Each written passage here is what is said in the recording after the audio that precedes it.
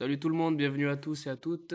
Aujourd'hui, on se retrouve pour débriefer ce douloureux match qu'on a subi hier face à Rennes, qui s'est terminé sur le score assez critique de, de 5-0. On va revenir sur ça ensemble. Bon, je vous avoue que c'est pas, j'étais pas en joie ça, quand j'ai préparé tout ça. Forcément, quand on voit le match d'hier, ça a été assez affligeant. Pour revenir vite fait sur la compo, la grosse surprise c'était Hein sur le banc. Voilà, Raveloson dans le cœur du jeu, ça j'étais plutôt content. Autre ailier gauche, bon, je vais encore me répéter, mais pour moi c'est pas son poste. Après pour le reste, c'était plutôt plutôt ce qu'on attendait, à part voilà comme j'ai dit la surprise Hein sur le banc et encore que vu son début de saison, c'est pas totalement immérité non plus.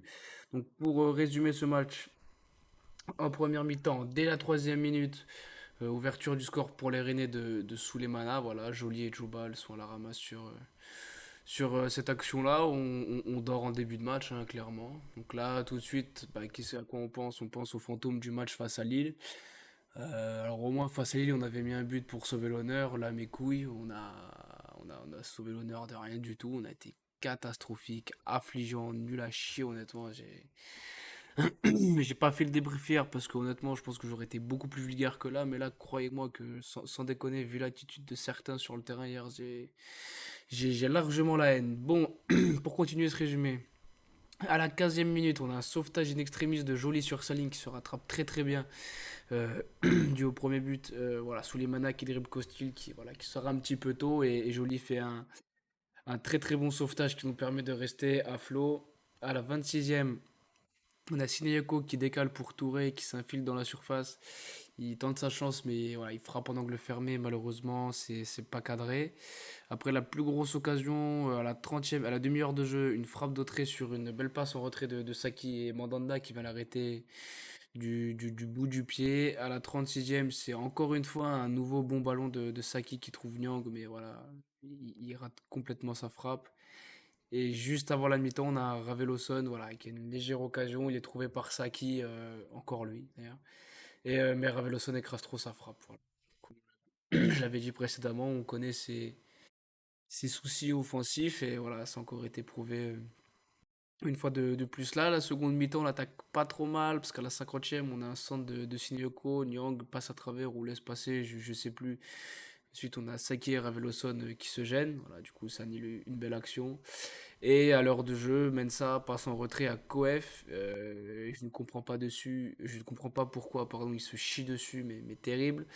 Et après, voilà, Gori prend le dessus. Koef tombe comme un Mikado. Et voilà, il double le score pour les Rennais. Donc ce second but est extrêmement rageant parce que là, alors attention, Koef fait un bon début de saison. Je remets pas en cause. Mais faire ce genre d'action-là face à Rennes, bah, tu te fais punir et c'est juste honteux, quoi. T'as pas à faire ça. C'est une peut-être un peu dur, mais pour moi, c'est une faute professionnelle, voilà, rien de plus. T'as pas ça, se chier dessus à ce point-là, ça passe sa place en Ligue 1, quoi. La preuve, derrière, on se fait punir. Après, on réagit. Enfin, non, j'allais dire on réagit. Non, non, après on coule. La 62e, peu de temps après, on a Costil qui sort bien dans les pieds de Terrier alors que Joly était pris dans son dos. À la 68e, Raveloson pris de vitesse par Gouiri essaye de contrer son centre en retrait qui trouve quand même preneur. Terrier vient mettre le troisième but traîné qui passe dans le dos de Joly. Joly qui oublie complètement Terrier. Après, c'est pas pour défendre personne, mais les circonstances atténuantes, pardon, c'est que le centre de Gouiri est contré par Evelosson. Voilà, après il le remet dans les pieds de Terrier sans le vouloir. Après, ça n'empêche pas que Joly n'est pas obligé de laisser Terrier voilà, dans son dos et marquer comme ça. Et seulement 10 minutes après, Mandanda qui se transforme en passeur décisif, super dégagement balle au pied. Bon, ça en même temps, on savait s'y attendre, on connaît Mandanda. Lance T en profondeur, complètement donné par des. Tout le monde s'est arrêté de jouer du côté d'Auxerre sur le dégagement de Mandanda. Il y a le seul qui s'est sorti les doigts du cul sur cette action-là, c'est Mensa. Il revient, mais trop tard et est passé sur le joueur. Et voilà, du coup, bah, ça fait but. Et Costil, encore une fois, lâché par la défense. Donc là, on est à 4-0. À ce moment-là, peu de temps après, il y a Ablin qui rentre. Et Rablin, je sais pas si vous avez suivi ou pas. Il y avait bon, c'était vraiment des rumeurs, hein, des bruits de couloir, comme quoi il pouvait signer chez nous pour signer chez nous tout simplement. Et quand je l'ai vu rentrer, je me suis dit, tiens, avec le bol qu'on a, avec la rumeur comme quoi il devait venir chez nous, il va rentrer, il va planter. Et effectivement, je me suis pas planté, j'aurais dû le miser sur là, mon avis, la cote était belle. Donc but d'Ablin fraîchement entré, après une passivité dégueulasse de la défense, puisque les Rennais ont le temps de frapper trois fois. Si je dis pas de c'est Gouiré qui frappe en premier, belle parade de Costil. Après, c'est je sais plus qui. Et je crois que c'est Terrier qui frappe, mais c'est contré par Djoubal. Et ensuite, Ablin s'y reprend à deux fois, mais voilà, comme on est, tu subis 4 tirs et que le mec arrive quand même à la fin à marquer, c'est qu'il y a vraiment un problème défensif. Et pour finir, à la 90e minute, Saki lancé par Perrin tente sa chance, mais belle sortie de Mandanda. Voilà, du coup, on finit ce score par une fessée. Par une fessée, quoi. Je pense qu'on a tous encore.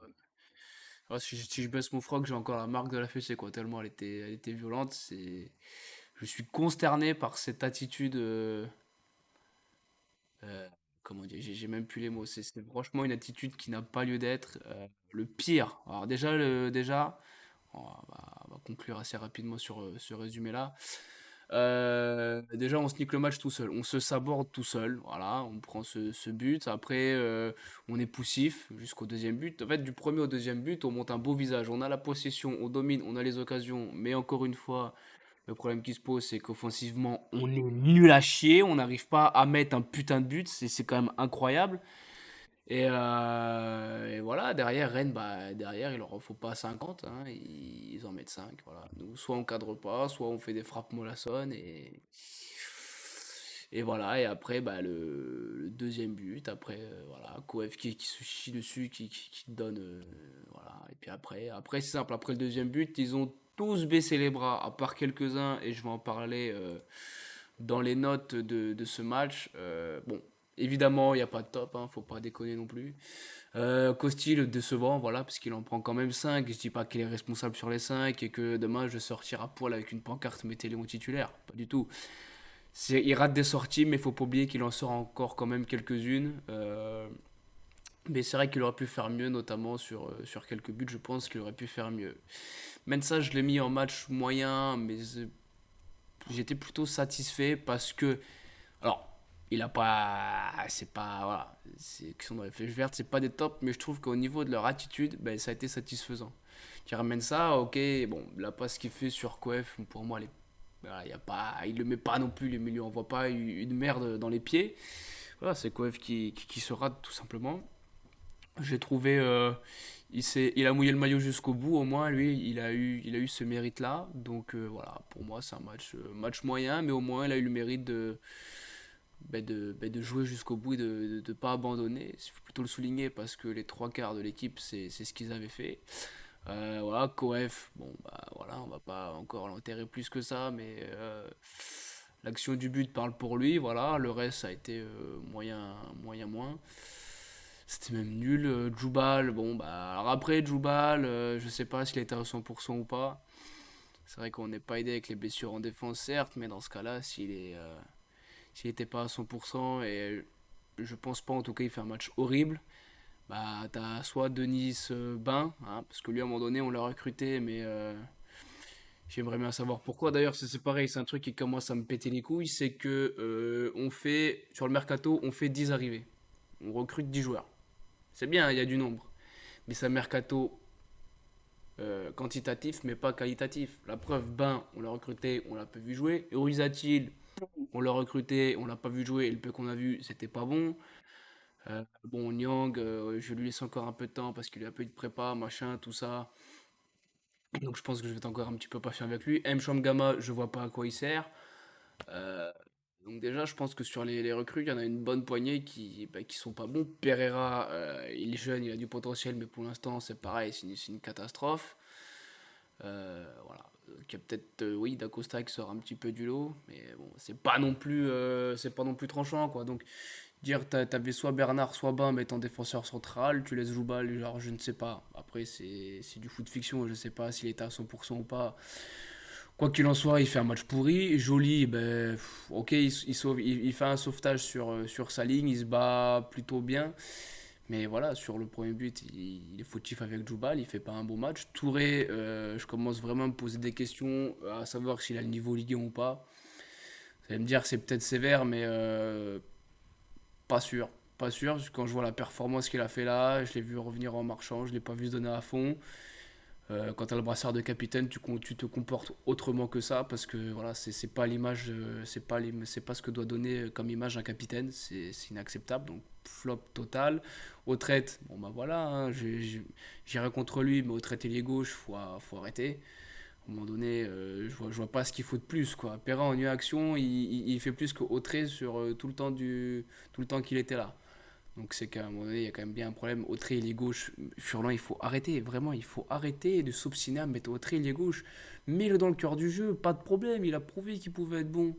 Mais pas sur une aile. Tu vois bien qu'Autré, il n'a pas la percussion, il n'a pas la vitesse nécessaire pour prendre le côté comme fait Sinayoko ou Hein et dribbler des mecs et aller au but. Ou faire une passe D. Non, il sait pas le faire. C'est pas son rôle, il a plus la vitesse qu'il faut. Donc il faut arrêter de s'entêter à foutre au trait sur cette putain d'aile gauche. On a Perrin. Bon, on avait Dacosta, mais là qui était blessé. Mais on a Perrin, merde. Je sais pas, même Hein, ailier gauche, je préfère largement voir Hein, ailier gauche qu'au traite. À un moment donné, ça date pas. En plus, le pire, c'est que ça date pas d'aujourd'hui. On s'handicape déjà en mettant au traite aile gauche.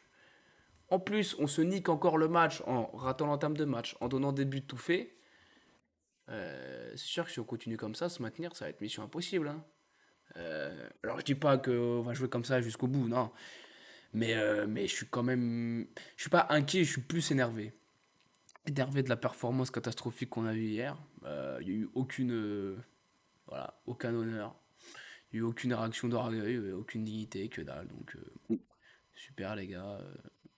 Franchement, pourtant, ceux qui ont fait le déplacement s'étaient déplacés en nombre. Et voilà, eux par contre, c'est les seuls qui ont été bons.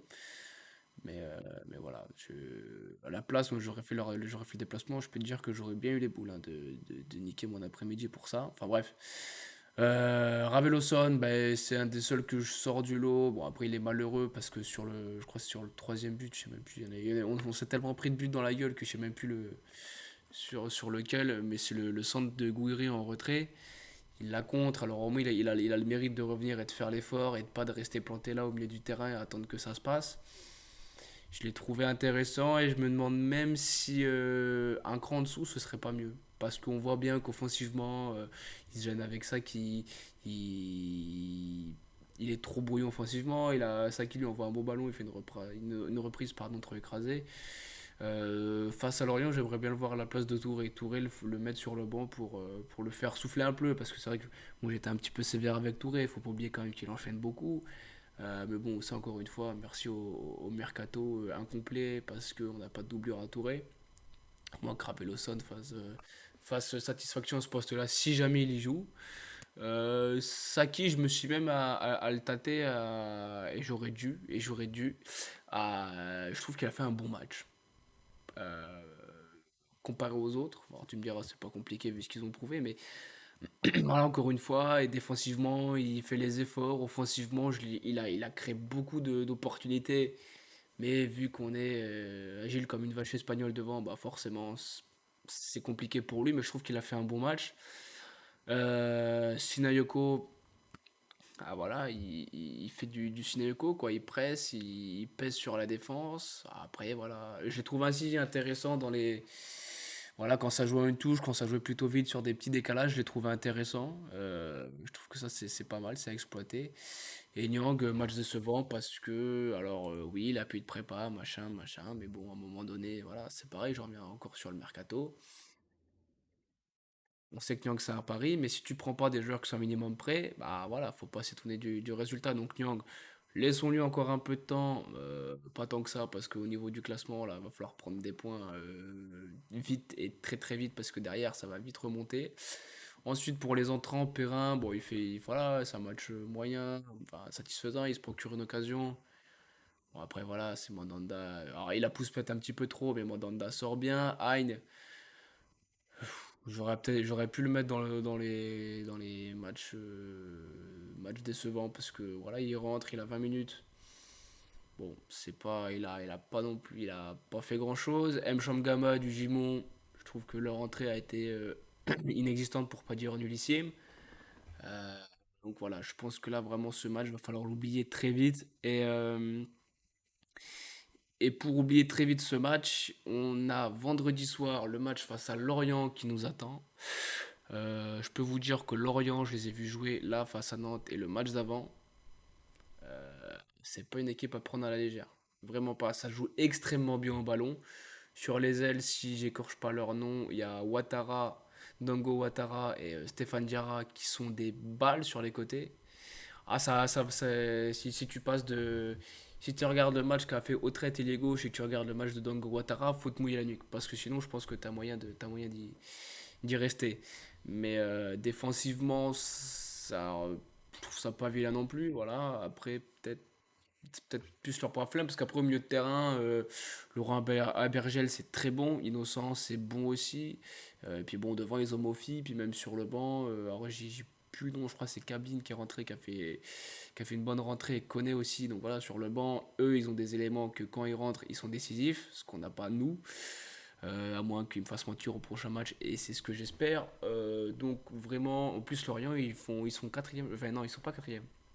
Je sais plus, attendez, je vais regarder vite fait leur classement. Si, Lorient c'est quatrième. C'est à un point de Lens qui est troisième et à 3 points de Paris et Marseille. Donc là, ça va être une équipe sacrément costaud. Après, ce qui est à notre avantage, c'est qu'on va les jouer à domicile. Donc je pense que le stade, alors je suis pas sûr qu'il soit à guichet fermé, mais j'espère au moins qu'il sera bien rempli. Voilà, ce serait bien qu'on soit aussi à guichet fermé, même quand c'est pas Marseille ou des grosses équipes, ce serait bien aussi. Donc la compo que moi je mettrai en place, je laisse Costil dans les buts, même s'il en prend 5 parce qu'il en sort quand même quelques-unes. Mensa à gauche, parce que voilà, pour moi Mensa c'est pas discutable. Koef Djoubal, parce que je crois que janvier malheureusement sera pas assez près. Je sais plus la durée de blessure de janvier. Je sais plus si il est proche je crois qu'il est proche d'un retour, mais bah, je pense que face à Lorient, de mémoire, il me semble qu'il sera trop juste.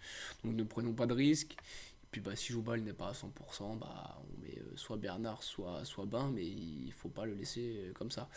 Joly à droite parce que Pereira, on a vu que c'était pas possible. Et là, je tente un coup de poker. Bon, Furlan le fera pas, il laissera Bibi en 6. Moi, je mettrai Raveloson en 6, voilà, pour les raisons que j'ai expliquées. Je pense qu'à ce poste-là, parce qu'il est quand même pas dégueu dans les efforts défensifs, qui est, même dans les relances courtes, je trouve que c'est plutôt propre. Euh, Après, c'est pour ça que j'ai mis Aine et Saki au-dessus pour qu'ils viennent faire les efforts pour pas non plus l'abandonner au milieu de terrain. Mais Raveloson, j'aimerais vraiment le voir à ce poste-là et voir si c'est une alternative crédible à Touré ou pas. Et Touré le faire souffler parce que depuis le début de saison, clairement, il est pas bon. C'est l'ombre de lui-même. Donc Aine et Saki, parce que bon, déjà Saki, il fait un bon début de saison. Aine, même si c'est compliqué, bah, face à Marseille, j'ai trouvé son entrée intéressante. Bon, même si face à Rennes, il a rien fait. D'Acosta à gauche, parce que pour moi, D'Acosta, il est mieux ailier et pas buteur. Alors après, j'ai mis D'Acosta, mais je ne sais pas sa blessure combien de temps va durer. Si il est pas à 100%, je mets Perrin, et si, voilà. Mais dans tous les cas, Perrin, je le fais rentrer à la demi-heure de jeu, histoire que, voilà, que Costa et Sinayoko usent bien les latéraux pour que Perrin rentre et puisse faire parler un petit peu la poudre. Et Sinayoko, je l'ai mis titulaire parce que même s'il a pas des stats, ce qu'il fait dans le jeu, c'est quand même vachement important. En termes de pressing, en termes de peser sur la défense, je trouve ça intéressant. Après, voilà. Ou alors, j'aimerais bien aussi, pourquoi pas, voir Sinayoko à gauche et Ain à droite pour vraiment, voilà, qu'Ain explose sur son côté. Dans ce cas-là, si tu bascules Sinayoko à gauche et Ain à droite, pourquoi pas mettre au trade dans ce milieu à 3. Ça me paraît risqué parce que je suis pas sûr qu'il fasse les replis défensifs nécessaires. Et devant Niang, voilà, il a plus de préparation. Mais bon, il est monté légèrement. Enfin, ouais, je ne vais même pas dire ça. Enfin bref, il est bon. Mais Niang, j'ai envie de dire pourquoi pas. De toute façon, on n'a que lui. Donc Charbonnier étant blessé, du Gimon, je le vois pas en neuf. Donc voilà la compo que je mettrai en place et j'espère vraiment que janvier va revenir vite. Euh, et que voilà, et que pas samedi, c'est vendredi, match vendredi 21h. J'espère que les joueurs vont montrer autre chose que ce qu'ils ont montré face à Rennes. J'ai vu une équipe qui mouille le maillot, une équipe qui joue avec ses tripes, qui sortent ses couilles et qui y aille vraiment, quoi. Et oui, excusez-moi, je suis un peu vulgaire, mais j'ai vu une équipe qui, qui mettent le bleu de chauffe et allez, c'est parti. On s'est pris une fessée, on s'est fait humilier face à Rennes. Là, on est à domicile. Et bah, les gars, on se retrousse les manches, on se bouge un peu le cul et on montre aux supporters de quoi on est capable. Et croyez-moi que si ils montrent une bonne attitude, derrière les supporters suivront. Euh, Moi, c'est clair que si ils ont l'attitude honteuse, je répète, c'est une attitude honteuse qu'ils ont fait d'abandonner comme ça, de lâcher, de baisser les bras, c'est honteux de faire ça. S'ils ont la même attitude vendredi soir, ah, les gars, si tu vois des joueurs qui lâchent, toi après forcément t'as pas envie de te casser la voix pendant 90 minutes pour pousser des joueurs qui en ont pas rien à foutre, mais pour pousser des joueurs qui voilà bon, ils sont là, mais bon, on baisse un peu les bras, on se regarde un peu dans le blanc des yeux. Non, moi je veux bien pousser les joueurs, mais les gars, ne me montrez plus jamais cette attitude-là. C'est juste inadmissible. Ça peut arriver des écarts, des écarts comme ça, des mauvais matchs. On en a déjà fait un face à Lille. Là, on en fait celui-là face à Rennes. Ça fait déjà deux matchs. Deux matchs où on se prend des cartouches et on en a joué que sept. Donc si on rectifie pas le tir rapidement et que dès qu'on s'aborde tout seul, bon, on se regarde, ah oui, bah non. Parce que sinon, effectivement, la saison va être très longue. De toute façon, de base, on le sait que la saison va être longue. Je vais essayer un peu de tempérer mes propos. On sait que la saison va être longue. On savait qu'en arrivant là, on allait en chier notre race toute la saison parce qu'en plus, il y a une place, il y a une place en plus qui descend. Mais je suis sûr que cette équipe-là, si elle joue vraiment avec ce qu'elle nous a montré à début ce qu'elle nous a montré la saison dernière et les bribes qu'on a vues en ce début de saison, mais on peut largement se maintenir. Pas largement. On peut se maintenir. Mais il faut un peu se. Voilà. Il faut un peu, voilà, se. Comment dire. Ah, c'est embêtant, je n'ai pas les mots. Mais voilà, voilà, j'ai trouvé. Il faut se faire violence. Il faut vraiment se faire violence face à Lorient. Parce que face à Lorient, ce sera pas facile. Bon, chez notre race, Lorient, ça joue bien. Donc si nous, de notre côté, on joue pareil, on aura droit à un beau match. Mais voilà, à domicile, c'est important. Alors, à la limite, je dis la vérité, hein, je préfère qu'on prenne une tôle face à Rennes et qu'on batte Lorient que l'inverse. Pour moi, les victoires à domicile sont extrêmement importantes. Du fait que déjà, ça donne énormément de jeux aux supporters. Même moi qui y vais, le match face à Strasbourg, j'en garde quand même des très très beaux souvenirs parce que voilà, on sait que les victoires vont pas être nombreuses, donc je préfère qu'on gagne, enfin que les trois quarts de nos victoires soient à domicile, voilà, que quand on vienne au stade, et ben on prenne du plaisir et on se régale. Je sais bien qu'on peut pas gagner tous nos matchs à domicile et j'espère au moins qu'on va réussir à gagner quelques matchs à l'extérieur, comme on avait fait face à Montpellier. Mais voilà, on va pas non plus tirer la sonnette d'alarme. C'est pas alerte à Malibu, attention, Titanic, le bateau coule. Non. Mais on n'est pas loin de l'iceberg. Si on continue comme ça, l'iceberg, on se le prend dans la gueule et oui, on va couler. Après, je pense que voilà, Furlan j'espère du moins, va trouver les mots justes. J'espère surtout qu'il va arrêter de nous mettre au trélier gauche euh, parce que c'est plus possible. C'est plus possible. Voilà, il faut réussir à reconcerner tout le monde, voilà, à ce que les joueurs ben, se remobilisent. Et je finirai sur ces derniers mots. Ce qu'on veut voir vendredi soir, c'est des guerriers. Rien d'autre. À l'image d'un Perrin. Voilà. Perrin, c'est exactement. Voilà. Si on avait 11 Perrin, je serais heureux. Je parle au niveau de l'attitude, de l'état d'esprit. Voilà. Il lâche jamais rien. Un peu comme Mensa aussi. Donc, je suis pas confiant avant d'affronter Lorient parce que ça reste une très belle équipe qui joue très très bien au ballon.